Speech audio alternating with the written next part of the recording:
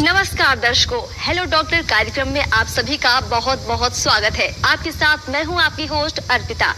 दर्शकों, जैसा कि आप जानते हैं कि इस कार्यक्रम के जरिए हम आपको तमाम बीमारियों के बारे में ना सिर्फ बताते हैं बल्कि उनका इलाज भी और साथ ही साथ आपको अवेयर भी करते हैं।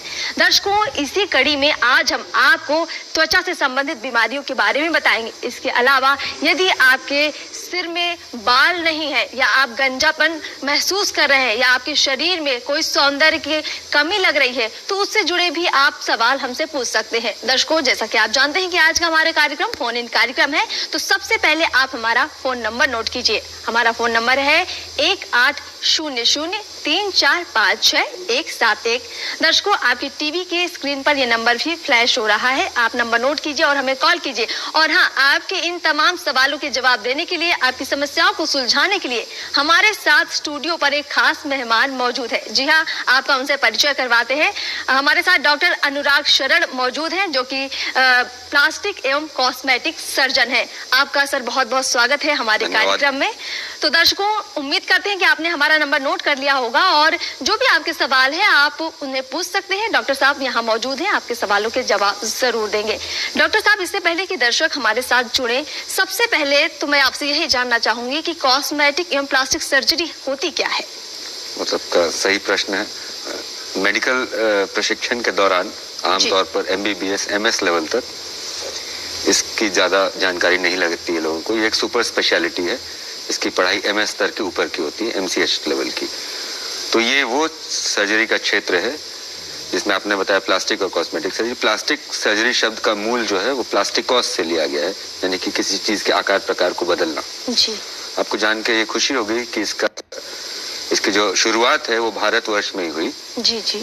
प्राग ऐतिहासिक काल में आपने महर्षि सुश्रुत का नाम सुना होगा। जी। और महादेव शिव विश्व के सबसे पहले प्लास्टिक सर्जन माने जाते हैं, जिन्होंने अपने बालक का सर प्रत्यारोपण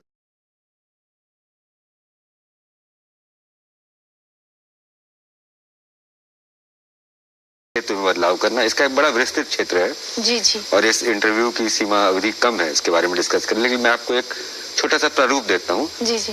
प्लास्टिक सर्जरी हुआ मूल ब्रांच। जी जी। और इसका एक अंग हुआ कॉस्मेटिक सर्जरी, जहां हम सर्जरी के माध्यम से या प्रोसीजर्स के माध्यम से आपके व्यक्तित्व में इम्प्रूवमेंट या सुधार ला सकते हैं। आप किसी अंग को और आकर्षक बना सकते हैं आपके व्यक्तित्व के पूरे परिप्रेक्ष्य में। जी जी। ये कॉस्मेटिक सर्जरी हुआ। लोग इसे पर्याय समझते हैं प्लास्टिक सर्जरी का, क्योंकि ये पॉपुलर बहुत है, ये ज्यादा लोकप्रिय है। इसके अतिरिक्त बहुत महत्वपूर्ण है जले हुए लोगों का इलाज करना, जले हुए मरीजों का, बर्न्स का इलाज करना। जी। ये आग से हो सकता है, गर्म पानी से हो सकता है, तेल से हो सकता है, करंट से हो सकता है, इलेक्ट्रिक बर्न्स हो सकता है, कोल्ड बर्न्स हो सकता है, केमिकल बर्न्स हो सकता है। ये बड़ा महत्वपूर्ण क्षेत्र है।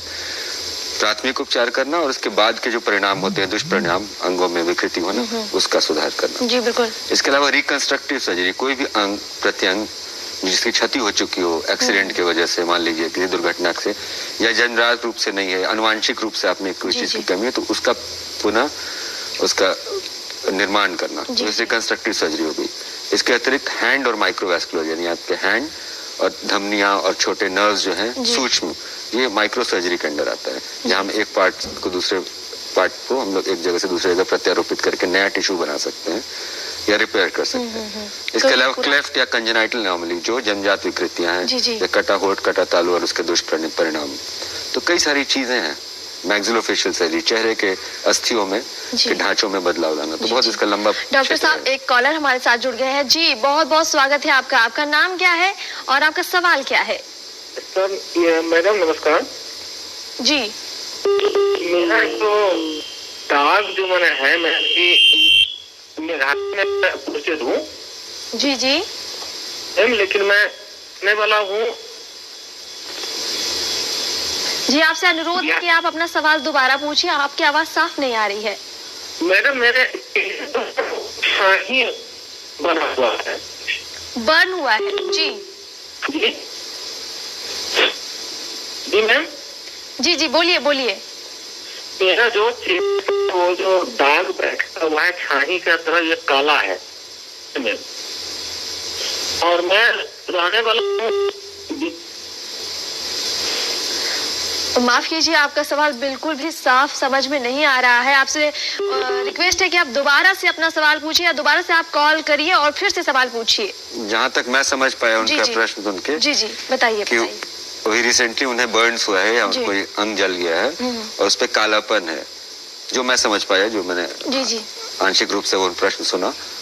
तो अभी वो क्या स्थिति है, कितने दिन हो चुके और अभी त्वचा की क्या स्थिति है जी। आप किसी परामर्शदाता से मिलें, डॉक्टर से मिलें, त्वचा रोग विशेषज्ञ या प्लास्टिक सर्जन से मिलें और निश्चित रूप से आपके जैसा भी दाग है क्या उसकी गंभीरता है ये देखने के हिसाब से उसका इलाज बिल्कुल संभव है।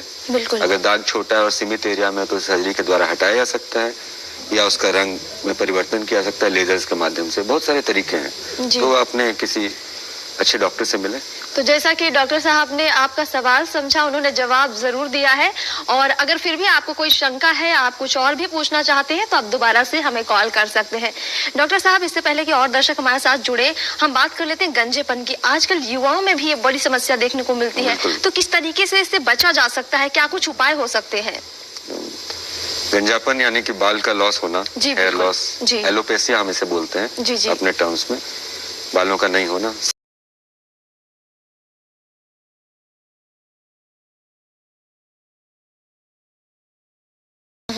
15-16 साल के बच्चों को मैं देख रहा हूँ ये होना। इसके कुछ प्रमुख कारण हैं। बचा जहाँ तक जा सकता है तो ये हर केस में बचा जा सके ऐसा आवश्यक नहीं है, क्योंकि ये मुख्यतः पुरुषों में, तो आपने देखा होगा पुरुषों में गंजापन का एक तरीका अलग होता है, पैटर्न अलग होता है, और स्त्रियों में अलग होता है। बिल्कुल बिल्कुल। तो पुरुषों में जो मुख्यतः होता है इसे हम एंड्रोजेनेटिक एलोपेसिया बोलते हैं या मेल पैटर्न हेयर लॉस। आप देखते होंगे सामने का हिस्सा इस हिस्से में से और टेम्पोरल और ये आपका हिस्सा बचा रहता है। ये आनुवांशिक रूप से, जेनेटिक रूप से होता है, हेरिडिटरी होता है। ये आवश्यक नहीं कि आपके पिता को भी वैसा ही हो। लोग अक्सर बोलते हैं मेरे पिता को तो ठीक है, मेरे भैया को ठीक है, ये आम प्रश्न है। तो जहाँ तक बचा सकता है, you can't change your genes. जी जी। तो एंड्रोजेनेटिक एलोपेसिया मैनिफेस्ट करेगा। दूसरी चीज है, बाल जो है आपके त्वचा का एक उपांग है जी, स्किन अपेंडेज है। तो बाल को आप समझे कि आपने त्वचा का ख्याल रखते हैं जैसे, वैसे अपने बालों का ख्याल रखें। संतुलित आहार जी। और अभी 2-3 वजहों से बाल का जो हेयर लॉस होता है, एक मैंने बताया हेरिडिटरी जो कि प्रेडोमिनेंट है, दूसरा वातावरण की वजह से जी, आपकी जीवन शैली की वजह से। तो आप एक संयमित आहार लें, न्यूट्रिशियस, जिसमें आयरन, प्रोटीन, माइक्रोन्यूट्रिएंट्स की अच्छी मात्रा हो जी जी। बहुत फास्ट फूड से बचे, ये बहुत आम कारण मैं देख रहा हूँ। बहुत सारे टॉक्सिन्स हैं, एनवायरनमेंट में पोल्यूशन हुआ जी। बिल्कुल। बहुत तरह के हेयर स्टाइल्स और हेयर गियर, जैसे हमने सिखों में देखा है वो टाइट से हमेशा जो बांधते हैं अपना पगड़ी, तो ट्रैक्शन एलोपेसिया उसको ऐसे भी। बहुत तरह के ब्यूटी पार्लर में अवांछित उपाय लोग लेते रहते हैं, ट्रीटमेंट कराते रहते हैं जहाँ जरूरत नहीं है। हेल्दी हेयर का कोई सब्स्टिट्यूट नहीं है, इसका कोई विकल्प नहीं है। तो एक अच्छी जीवन शैली जी, और आप अपने डॉक्टर से मिलें, क्या जरूरत पड़ती है उस हिसाब से उसका इलाज हो सकता है जी। डॉक्टर साहब, अगर बात करें बालों के झड़ने की, ये भी बहुत आम समस्या है, महिलाओं में भी बहुत ज्यादा देखने को मिलती है। तो महिलाएं किस तरीके से ख्याल रखें? और पुरुषों में भी समस्या है, पर महिलाओं की समस्या कुछ ज्यादा रहती है। महिलाओं की जो समस्या है बाल झड़ने की, वो काफी हद तक, मैं बुरा नहीं माने, उस समस्या को बहुत ज्यादा बढ़ा चढ़ा के समझाया मानसिक रूप से, और चिंता चिता के समान है। तो चिंता एक प्रमुख कारण है स्ट्रेस बाल झड़ने का। सबसे बात मैं पहले आपके चैनल के माध्यम से मैं कहना चाहूंगा, माफी कीजिए, बीच में आपको रोकना चाहूंगी। एक दर्शक हमारे साथ जुड़ चुके हैं जी, बहुत बहुत स्वागत है आपका। नाम क्या है आपका और सवाल भी पूछिए। मेरा नाम चंद्रावती है जी। चंद्रा जी, कहिए क्या सवाल है आपका? मेरी लड़की है ना जी,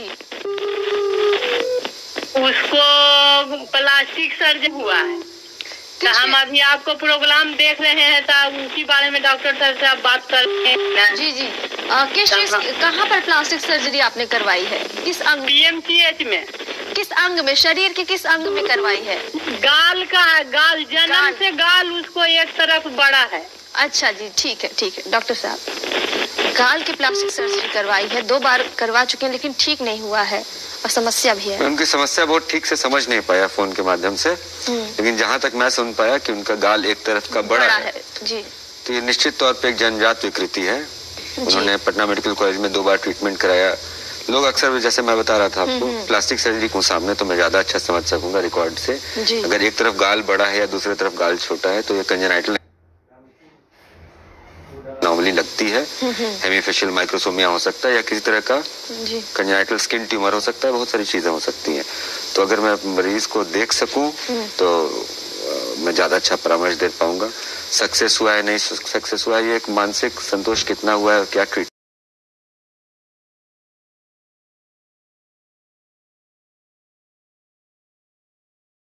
डॉक्टर के पास जाइए, उसे दोबारा से दिखाइए और उम्मीद करते हैं कि इस पूरे बार मेडिकल जो रिकॉर्ड्स भी के साथ। उसमें बिल्कुल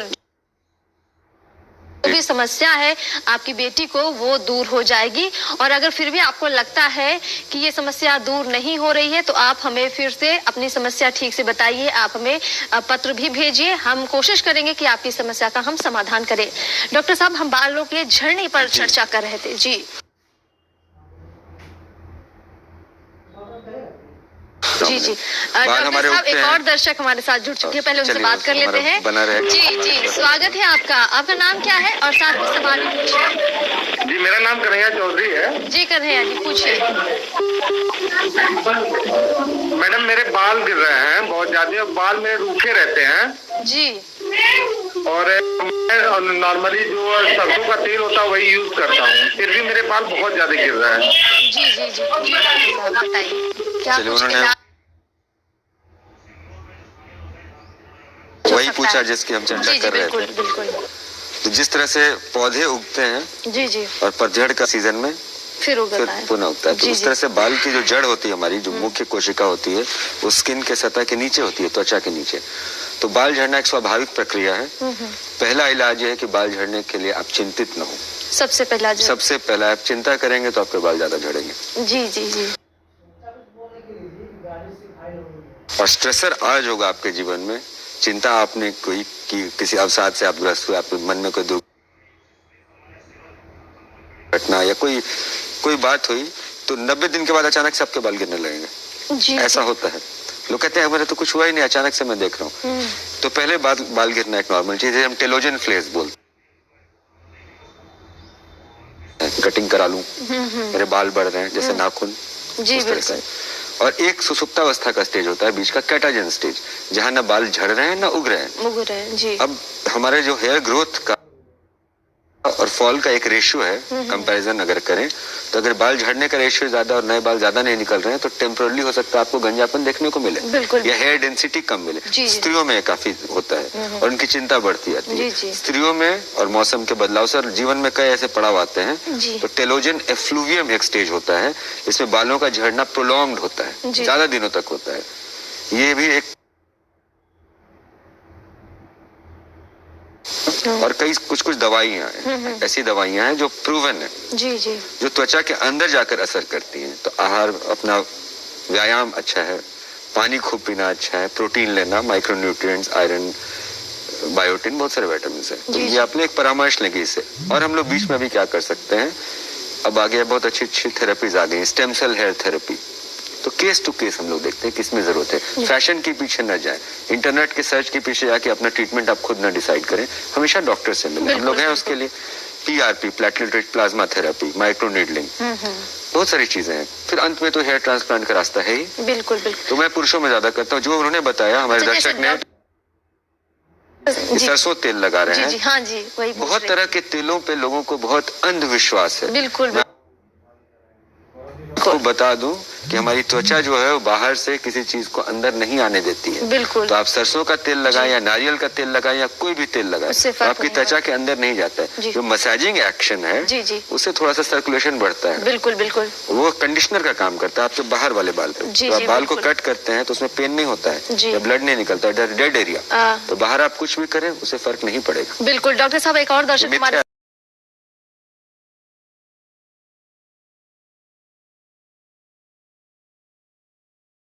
जी, पूछिए क्या सवाल है आपका। जो मेरे पूरे शरीर में सफेद दाग है। सफेद दाग की समस्या है आपको। जी डॉक्टर साहब। सफेद दाग भी कोई एक समस्या है?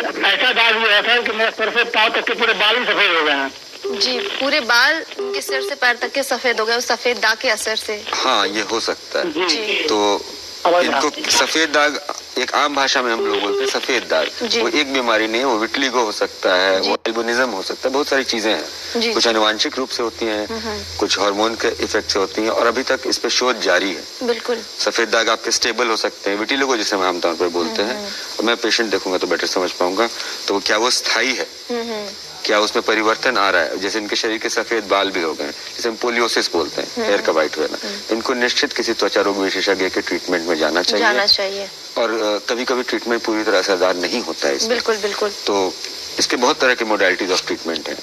जी बिल्कुल। ये फोन पे इसका बता पाना बहुत सीमित, बहुत मुश्किल होगा। एग्जैक्टली क्या समस्या है ये डॉक्टर जब उसको देखेगा, उसको चेक करेगा, तभी उसका रोगी प्रॉपर हर इलाज रोगी का संभव है। समस्या अलग है और वो उसके हिसाब से होना चाहिए। तो आपके लिए सजेशन यही है कि आप डॉक्टर के पास जाइए और वहां पर जाकर ही आपका इलाज सही तरीके से हो पाएगा, और कोशिश कीजिए कि आप समय पर डॉक्टर के पास जाएं, क्योंकि जितना वक्त बीतता जाता है समस्या बढ़ती जाती है, तो इसे गंभीर और ज्यादा ना होने दीजिए। डॉक्टर साहब, बिल्कुल डॉक्टर साहब, हम बात कर रहे थे बालों की, बालों से आते फेस की बात करें तो हर किसी को अपना एक सुंदर चेहरा पसंद है, लेकिन कई बार क्या होता है, आनुवांशिक रूप से या फिर किसी एक्सीडेंट की वजह से हमारे चेहरे में विकृतियां आ जाती है, होठ कट जाता है या नाक कट जाता है या चेहरा थोड़ा टेढ़ा, कोई अंग हमारा टेढ़ा हो जाता है। तो इस तरह की जब समस्याएं आती हैं तो किस तरह से इलाज संभव है इनका?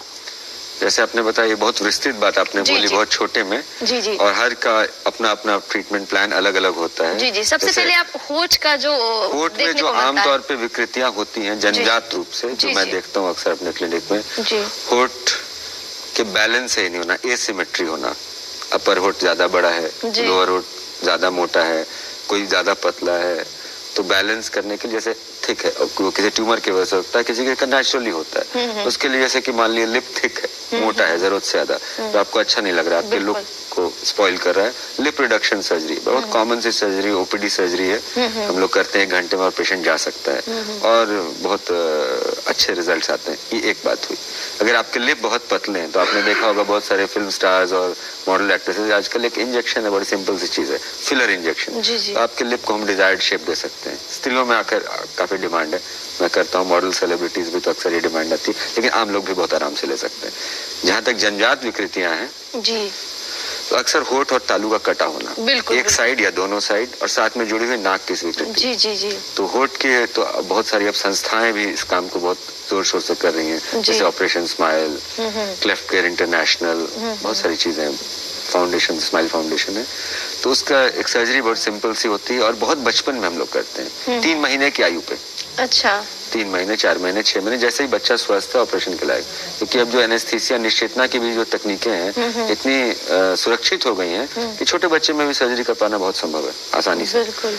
इसके साथ जुड़ी हुई डेंटिशन की प्रॉब्लम होती है, दांत की और तालू की, इसकी इलाज है प्लास्टिक सर्जरी। डॉक्टर साहब, हम ये चर्चा जरूर आगे भी जारी रखेंगे, लेकिन उससे पहले एक कॉलर है, उनसे बात कर लेते हैं। जी, स्वागत है आपका, आपका नाम क्या है? जी मैम, मेरा नाम प्रीति चौधरी है। जी, सवाल बताइए, क्या है आपका? जी, मेरा नाम प्रीति चौधरी है मैम। हाँ जी, कहिए, आपका सवाल क्या है? जी मैम, मेरे बाल बहुत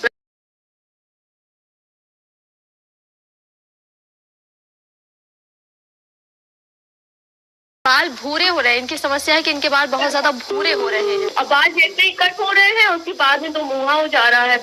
2 मुहे बालों की समस्या है ये। इनको मुख्यतः वातावरण और पोषण के प्रॉब्लम्स है, और अगर ये कोई अत्यधिक ब्यूटी पार्लर में अलग अलग तरह के ट्रीटमेंट करा रही हैं, जो कि सोचती है कि इसीलिए कराएं और इससे समाधान होगा, तो कभी कभी वही आपके समस्या का कारण भी बन जाता है। जो स्टैंडर्डाइज ट्रीटमेंट प्रोटोकॉल नहीं है, अनियंत्रित रूप से बहुत सारी चीजें हो रही है, मुझे खेद है इस बात का, और लोगों में बहुत ज्यादा आस्था है उन चीजों को लेकर। बिल्कुल। उससे ज्यादा अच्छा है कि मैं हमेशा यही कहूँगा, डॉक्टर होने के नाते पहले आप अपने डॉक्टर से मिलें जी, और एक बार समस्या डिस्कस करें, काफी कुछ किया जा सकता है, ये बहुत सिंपल प्रॉब्लम्स है। हाँ, बिल्कुल। और साथ ही साथ हेल्दी डाइट की अगर बात करें, हेल्दी डाइट और अच्छी जीवन शैली, उसका कोई विकल्प नहीं है। बिल्कुल। Beauty parlour is not the treatment. बिल्कुल, जैसा कि डॉक्टर साहब लगातार बता रहे हैं कि बार बार ब्यूटी पार्लर जाकर अगर आप सोचते हैं कि आपकी समस्याओं का समाधान हो जाएगा, तो ऐसा नहीं है। इससे बेहतर है कि आप किसी डॉक्टर के पास जाइए और उसका परमानेंट इलाज कीजिए, और इसके साथ साथ अपने जीवन शैली जो है उसको बहुत बेहतर रखिए, व्यायाम कीजिए, अच्छा खाइए। इससे क्या होगा कि आपकी ये सब समस्याएं उत्पन्न नहीं होंगी, अगर हो भी जाती है तो उसका इलाज कीजिए।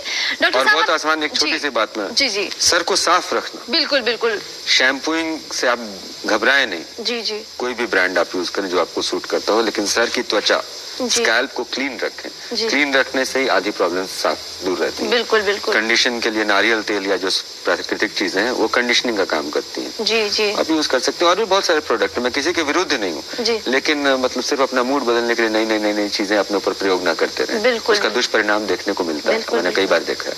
डॉक्टर साहब, हम चर्चा कर रहे थे चेहरे पे जो तमाम विकृतियां होती है, जो होठ कटे फटे होते हैं, नाक से जुड़े होते हैं, आप उसके ट्रीटमेंट के बारे में सर्जरी बता हम रहे लोग थे। करते हैं। जी जी और ये क्लेफ्ट सर्जरी, जैसे होठ का रिपेयर हो गया, तो वो जब बच्चा बड़ा होता है तो फिर वो उसमें विकृति थोड़ी सी उत्पन्न होती है, क्योंकि चेहरा बड़ा हुआ तो उसकी रीडू सर्जरी भी करनी पड़ती है कई बार। तालू की भी सर्जरी हम लोग करते हैं, क्योंकि वो बहुत जरूरी है। तालू की सर्जरी टाइमली बहुत जरूरी है स्पीच के लिए, नॉर्मल स्पीच के लिए, अच्छे से बात करने के लिए। नहीं तो बच्चे को एक नेजल ट्वांग रह जाती है जी, वो नासिका वाले ध्वनि निकलने लगती जी, है, नेजल ट्वांग, तो वो, और साथ में स्पीच थेरेपी। जी अक्सर जो चीज छूट जाती है वो है कि नोज की सर्जरी। जी जी नाक में जो विकृति होती है जी वो यूजुअली प्राइमरी राइनोप्लास्टी हम लोग करते जी। हैं लिप के साथ, या वो डिबेटेबल है, या बाद के एज में 12, 13, 14 साल की एज हो में सकते हैं। अक्सर नोज सर्जरी करेक्ट करते हैं। और फिर बाद में जी। एडोलेसेंस के बाद तो 2-3 स्टेज में जरूरत पड़ती है, और काफी अच्छा और ऑलमोस्ट डॉक्टर अननोटिसेबली साहब, आपको माफ बढ़िया कीजिए, बना आपको सकते फिर से बीच में मैं रोक रही हूँ। एक दर्शक हमारे साथ नहीं, जुड़ मैं चुके उससे हैं। कोई बात नहीं। जी, स्वागत है आपका। आपका नाम क्या है? मेरा नाम सुमन है।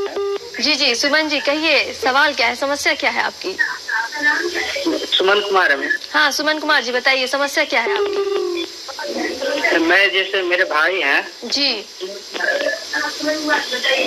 जैसे मेरे भाई हैं 28 साल के, हम्म 28 साल का है, जी जी तो उनका जो है ना बाल पूरा झड़ गया है। मैंने एक कहीं कहीं बाल है, पूरा नॉर्मली पूरा झड़ ही गया है। जी जी जी तो इसको जो बच्चा है उसको रोकने के लिए क्या करना होगा?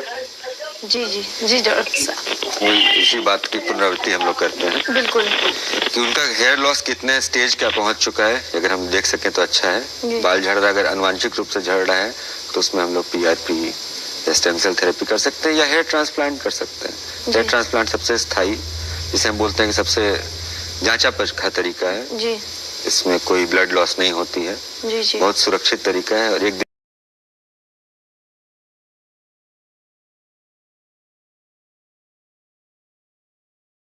स्थानांतरित करते हैं कि आपके बालों का घनापन आ जाए। ये एक बहुत एस्टैब्लिश्ड, सेफ, सरल टेक्निक हो गई है, और बहुत अफोर्डेबल टेक्निक हो गई है। बिल्कुल। It's a very uncommon thing. तो ये मुझे लगता है कि ये पेशेंट के लिए शायद जितने एडवांस्ड एलोपेसिया, अगर इनके बाल बचे हुए हैं रिजर्व एरिया के, जो हमारा होता है परमानेंट जोन, तो आराम से हेयर ट्रांसप्लांट के लिए जा सकते हैं। अगेन पहले एक बार डॉक्टर से परामर्श करके। बिल्कुल, आप एक बार डॉक्टर से जरूर परामर्श लें। अगर जरूरत पड़े तो आप हेयर ट्रांसप्लांट करवा सकते हैं, जैसा कि डॉक्टर साहब का सजेशन है। फिर भी एक बार डॉक्टर के पास जरूर जाएं, और जो भी वो उपचार बताते हैं आप उसे जरूर अपनाएं। डॉक्टर साहब, हम चेहरे की बात कर रहे थे, चेहरे में कील मुहासे हैं, उसकी समस्या तो खत्म हो जाती है, लेकिन जो दाग है वो काफी परेशान करते हैं, गड्ढे और उसके जो स्कार्स रह डॉक्टर जाते हैं। साहब, हम इस पे बाद में चर्चा करेंगे। एक दर्शक, उनसे बात कर लेते हैं। जी जी, स्वागत है आपका। नाम क्या है आपका? मेरा नाम अनिल। जी अनिल जी, कहिए, समस्या क्या है आपकी? अनिल साहब। जी जी, बताइए, समस्या बताइए अपनी। अरे मेरे पसीने से बदबू बहुत आती है, और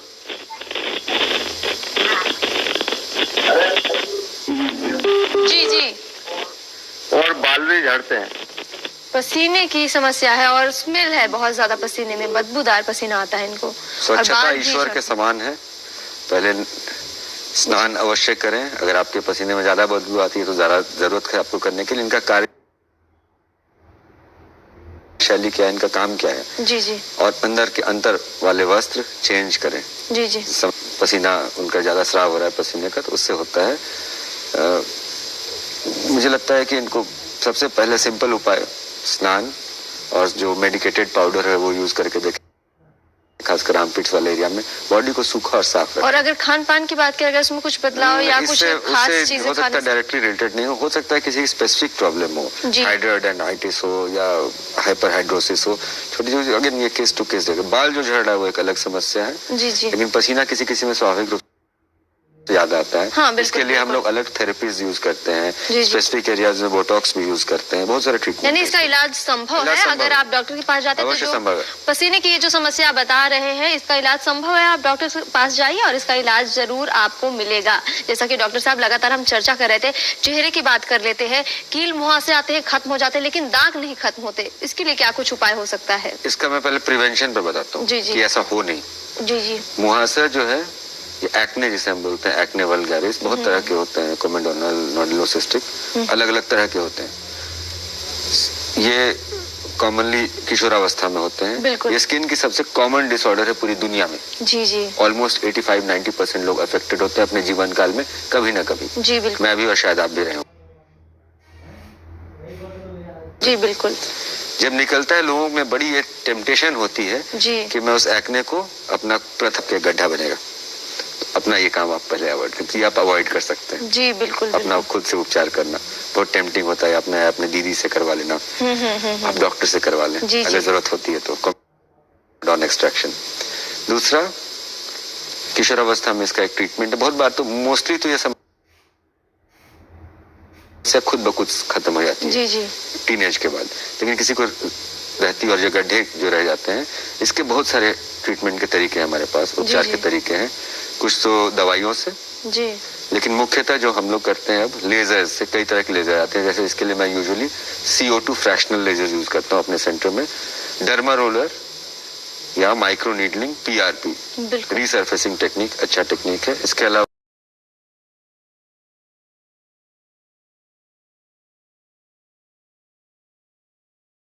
केस में हम लोग सर्जरी भी करते हैं, जहाँ बहुत स्पेसिफिक स्कार्स बन गए तो उन लोग उसको हम लोग सर्जरी के माध्यम से बिल्कुल न्यूनतम कर देते हैं। जी फिर एडवांस स्टेजेस में जहाँ बहुत संभव नहीं है या बहुत ट्रीटमेंट करा के पेशेंट थक चुका है तो मैं फिलर्स यूज करता हूँ। जी वो गड्ढे भर जाते हैं अंदर से। जी। एक छोटी सी इंजेक्शन आती है हाइलुरोनिक एसिड की, बड़ी सी सेफ चीज है, और फिल करते हैं वो स्मूथ हो जाता है स्ट्रक्चर। जी। It takes a long time to treat but it is treatable, और मैं एक्सपेक्ट करता हूँ मोर देन 80% जी इम्प्रूवमेंट, जी बिल्कुल डॉक्टर डिपेंडिंग ऑन साहब। Case to case. जी डॉक्टर साहब, आपने तमाम समस्याओं की जो आपने जानकारी दी है और उसका उपचार जो बताया है बहुत ही उपयोगी है हमारे दर्शकों के लिए। और दर्शकों, अब वक्त हो चुका है आपसे विदा लेने का।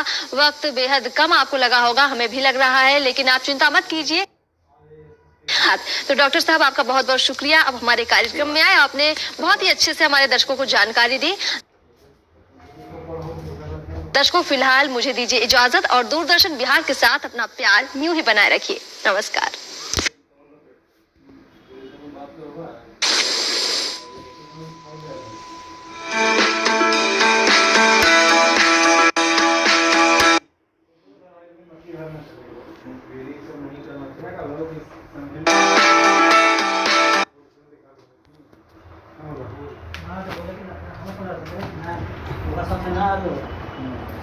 उस गाड़ी से वो नहीं निकला, वो गाड़ी दूसरा था, हमको समझा हाँ ठीक है।